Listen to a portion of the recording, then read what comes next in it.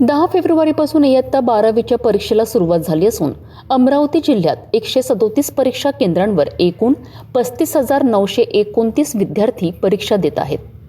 पहिल्या दिवशी इंग्रजी विषयाचा पेपर असल्यामुळे सकाळपासूनच परीक्षा केंद्रांवर विद्यार्थ्यांची मोठी गर्दी पाहायला मिळाली.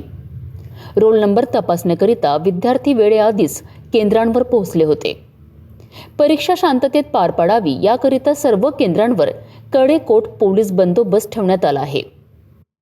अमरावती जिल्ह्यातील 43 परीक्षा केंद्रे संवेदनशील घोषित करण्यात आली असून कॉपीमुक्त परीक्षा व्हावी याकरिता बहुतांश केंद्रांवर सीसीटीव्ही कॅमेऱ्यांची व्यवस्था करण्यात आली आहे. ज्या 15 केंद्रांवर सीसीटीव्ही उपलब्ध नाहीत त्या ठिकाणी विशेष खबरदारी म्हणून शिक्षकांची अदलाबदली करण्यात आली आहे.